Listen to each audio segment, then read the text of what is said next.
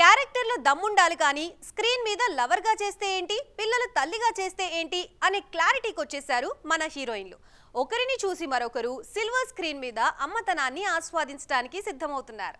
షారుఖ్ తనయ సుహానా నటిస్తున్న కింగ్ మూవీలో దీపిక నటిస్తారనే వార్తలు నార్త్ లో స్పీడ్ అందుకున్నాయి. సుహానాకు తల్లిగా చేయడానికి దీపిక పదుకోన్ గ్రీన్ సిగ్నల్ ఇచ్చారట.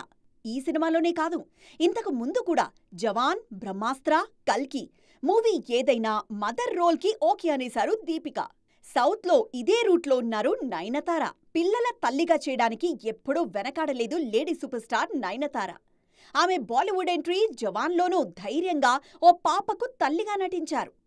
రీసెంట్ గా రిలీజ్ అయిన గ్లిమ్స్ రాక్కాయ్లోనూ తల్లిగా మెప్పించారు. తెలుగులో సమంత కూడా ఎప్పటినుంచో ఈ రూట్లోనే ట్రావెల్ చేస్తున్నారు. రీసెంట్ సిటాడెల్లోనూ తల్లిగా శామ్ పర్ఫార్మెన్స్ కి మంచి మార్కులు పడ్డాయి. సీనియర్ హీరోయిన్లలో శృతి హాసన్ కూడా ఈ తరహా ప్రాజెక్టుల్లో ఎప్పుడో యాక్ట్ చేశారు. క్లాస్ కళ్యాణిగా ఆమె మెప్పు పొందింది ఓ కొడుకుకు తల్లిగానే. త్రిషను లియోలో చూసిన వారు అదేంటి అంత పెద్ద పిల్లలకు తల్లిగా చేయడానికి ఆమె ఎలా ఒప్పుకున్నారు అని వండర్ అయ్యారు. విజయ్, త్రిష పేర్ తల్లిదండ్రులుగా సూపర్ అంటూ ప్రశంసలందుకుంది. దీపావళికి రిలీజ్ అయి బ్లాక్ బస్టర్ సక్సెస్ తెచ్చుకున్న మూవీ లక్కీ భాస్కర్.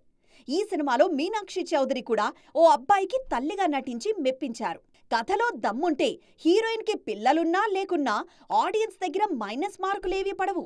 పైపెచ్చు మంచి పర్ఫార్మర్ అనే పేరుతో దూసుకుపోవచ్చనే ధీమాతో ఈ తరహా రోల్స్ కి ఓకే చెప్పేస్తున్నారు మన నాయకులు.